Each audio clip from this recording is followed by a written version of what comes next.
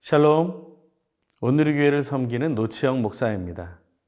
오늘도 하나님께서 우리에게 주신 그 풍성한 생명을 기쁘게 누리길 소망합니다. 특별히 오늘은 추석 당일입니다. 한가위를 보내며 우리 속에 풍성함이 넘치기를 간절히 소망합니다. 그 기쁨과 그 즐거움이 하나님의 말씀 속에서 더욱더 풍성해지는 것을 함께 묵상을 통해 나누기를 소망합니다. 오늘 묵상할 하나님의 말씀은 디모데전서 1장 1절에서 11절입니다. 하나님께서 나에게 주시는 말씀을 함께 듣겠습니다.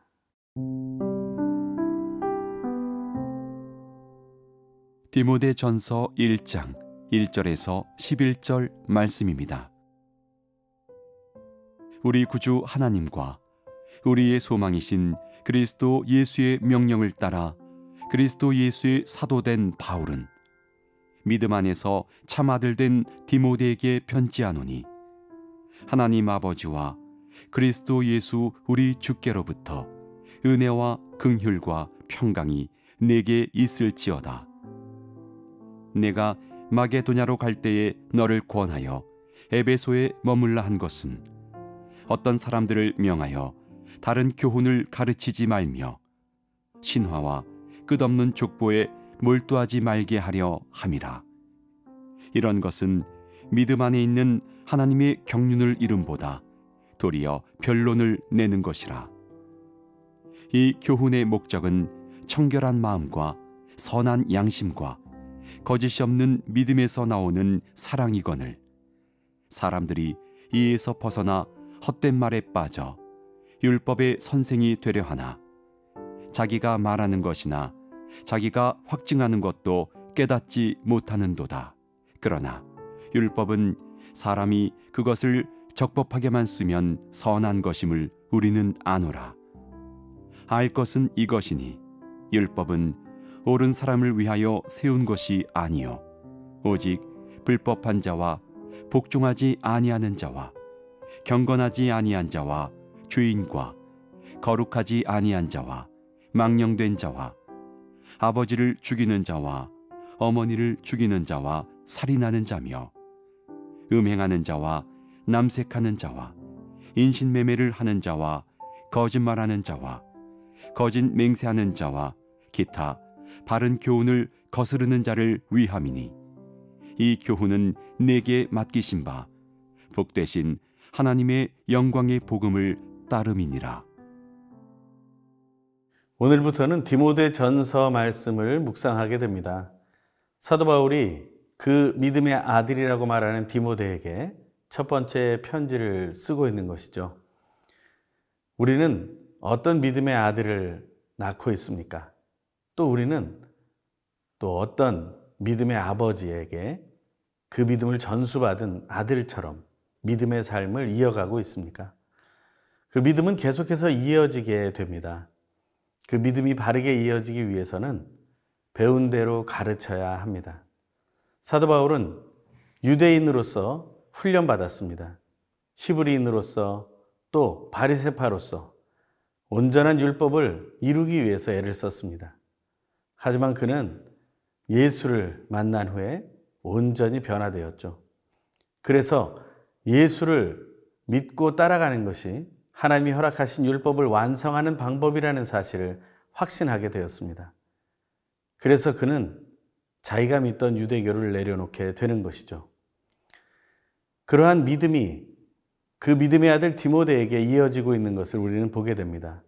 사도 바울이 편지의 앞부분에 이렇게 시작하는 것을 우리가 함께 보기 원합니다. 1절과 2절입니다.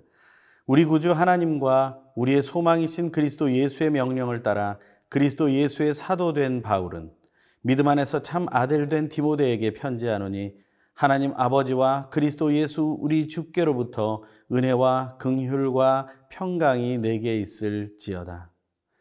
오직 하나님 아버지와 예수 그리스도를 선포하고 있습니다. 물론 여기에는 생략되어 있더라도 성령 하나님으로 인해 이 편지는 쓰여지게 된 것을 기억한다면 사도 바울은 그 믿음의 아들 디모데에게 삼위일체 하나님에 대한 증거를 하고 있는 셈이 됩니다. 하나님께 받은 그것을 바르게 증거하는 것이 얼마나 중요한가. 바로 사도 바울은 예수 그리스도를 우리의 소망이라고 말하고 있습니다. 이 소망이 무엇입니까? 우리의 진정한 소망이 예수 그리스도라고 말할 수 있겠습니까? 사도 바울은 여러 서신에서 예수만이 우리의 소망이라고 말하고 있는 것을 보게 됩니다. 우리는 믿음의 아들들, 믿음의 딸들에게 그것을 증거할 수 있어야 합니다. 세상에 소망이 있다고 우리는 믿지 않습니다. 세상은 절망을 가르쳐 줍니다. 하지만 우리는 예수 안에서 소망을 보게 됩니다. 그래서 우리의 세계관은 절망으로 향하는 세계관이 아니라 소망으로 향하는 세계관을 살아가게 되는 것이죠. 그것이 우리에게 가장 의미 있는 복음이 되는 것이고 그것이 바로 예수 그리스도로 인한 복음이라고 말할 수 있습니다. 하지만 문제가 있습니다. 3절에 읽겠습니다. 내가 마게도냐로 갈 때 너를 권하여 에베소에 머물라 한 것은 어떤 사람들을 명하여 다른 교훈을 가르치지 말며. 다른 교훈을 가르치는 일이 있다는 것입니다. 진정한 교훈은 하나님의 사랑이며 그 사랑은 예수 그리스도의 십자가의 사건으로 이루어졌는데 사람들은 다른 복음을 전한다는 것입니다. 예수 그리스도를 배워놓고 예수 그리스도를 가르치지 않는 것이죠. 에베소 교회에 보낸 편지에도 보면 4장에서 사도 바울은 너희는 예수 그리스도를 이같이 배우지 않았다라고 말합니다. 우리는 예수를 바르게 배웠습니까? 그렇다면 우리는 예수를 바르게 가르쳐야 합니다. 예수 그리스도를 배우고 다른 것을 가르치게 되면 엉뚱한 결과를 낳게 되기 때문에 그렇습니다.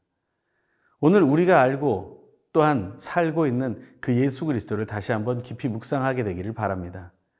그것을 바르게 묵상하게 될 때 우리는 다른 교훈을 전하지 않는 자가 되고 또한 우리는 허탄한 논쟁에 휘말리지 않게 된다는 것이죠. 추석, 우리는 명절 속에서 믿는 것에 대해서 다툴 수가 있습니다. 하지만 그러한 것이 다툼의 주제가 되지 않기를 바랍니다. 서로 그저 눈 감고 넘어가라는 것이 아니라 서로의 말을 더 많이 들어주는, 믿지 않는 분들의 말을 더 많이 들어줄 수 있는, 내가 인정을 하지 않더라도 그들을 들어주고 포용할 수 있는 그런 날이 되길 소망합니다. 하나님께서 우리를 받아주신 것처럼 그런 믿음의 선택이 우리에게 있기를 소망합니다.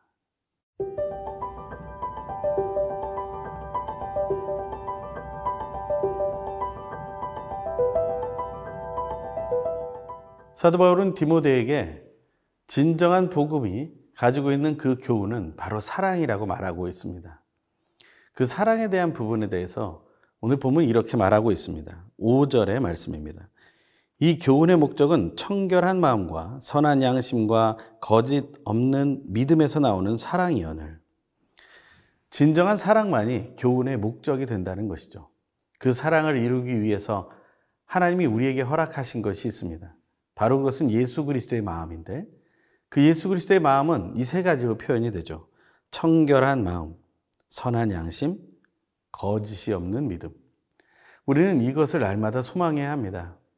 우리는 하나님 앞에서 투명한 모습을 가져야 합니다. 혼탁한 모습으로 하나님 앞에 나아갈 때 우리는 하나님이 보고 계신 것을 알면서도 우리는 허탄한 것을 생각하게 됩니다. 이 허탄한 생각들은 결국에 쓸데없는 논쟁이 된다는 것이죠. 4절의 말씀을 읽겠습니다. 신화와 끝없는 족보에 몰두하지 말게 하려 함이라. 이런 것은 믿음 안에 있는 하나님의 경륜을 이름보다 도리어 변론을 내는 것이라. 신화와 끝없는 족보, 그 당시에 있었던 많은 다른 교훈들을 얘기하는 것입니다. 이러한 것들에 빠지면 어떤 결과에 이르게 됩니까? 6절의 말씀입니다. 사람들이 이에서 벗어나 헛된 말에 빠져. 헛된 말에 빠지게 됩니다. 쓸데없는 논쟁을 하다 보면 자존심이 생겨나고 감정이 상하게 되고 미움과 분노로 이어지고 그리고 나면 허탄한 이야기를 더욱더 많이 내놓게 된다는 것입니다. 그러한 이야기는 결국엔 노를 젓다가 강을 지나고 바다를 지나는 것이 아니라 산으로 올라가게 된다는 것이죠. 그러한 일들을 경험하는 것에 대해서 또 이렇게 얘기합니다. 7절입니다. 율법의 선생이 되려 하나 자기가 말하는 것이나 자기가 확증하는 것도 깨닫지 못하는도다. 뭔가를 계속해서 말합니다. 하지만 자기가 알지 못하는 것을 얘기하는 자리까지 이르게 된다는 것입니다. 이 시대에 수없이 많은 이단들이 바로 그렇습니다. 자기들이 다 옳은 이야기를 한다고 계속해서 말합니다. 하지만 그들은 모순에 빠져 있습니다.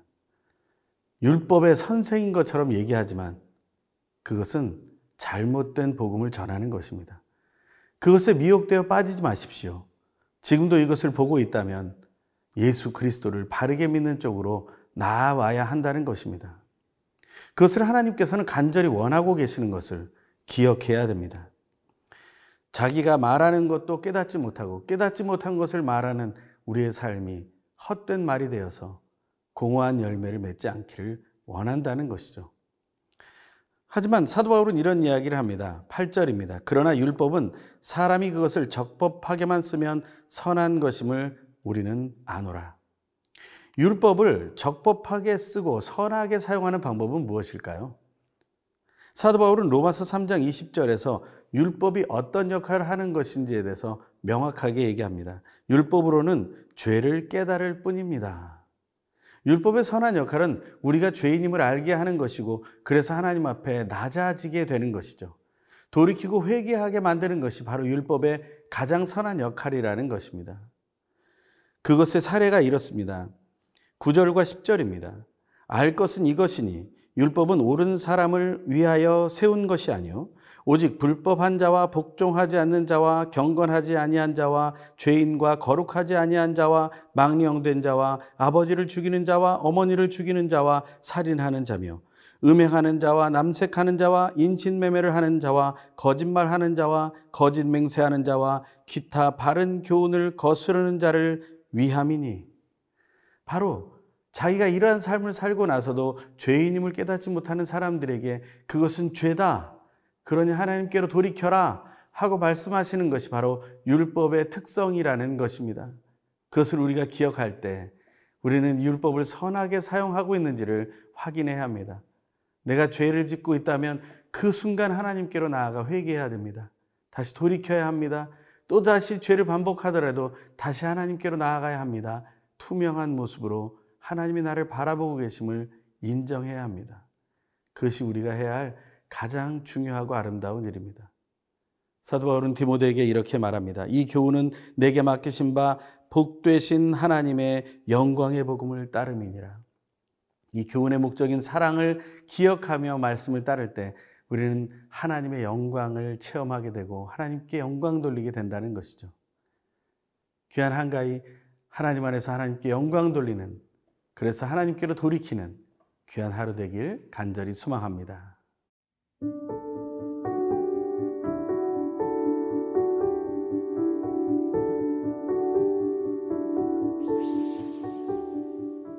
절망 속에 살아가는 우리에게 소망이신 예수님을 알게 하시는 하나님, 오늘도 우리에게 하나님의 사랑을 가르쳐 주시고 그것을 사용하여 청결한 마음과 선한 양심과 거짓이 없는 믿음으로 사명을 감당하게 하심에 더욱 감사드립니다. 하지만 하나님께서 허락하신 사명임을 알면서도 때때로 주저했던 우리들의 실제 생활을 회개하오니 우리를 사로잡고 있는 편견과 잘못된 고집을 버리고 삼위일체 하나님만을 경외함으로 돌이켜 순종함으로 오직 하나님만을 찬양하게 하여 주십시오. 하나님의 영광의 복임이시며 십자가의 사랑으로 율법을 완성하신 예수님의 이름으로 기도드립니다. 아멘.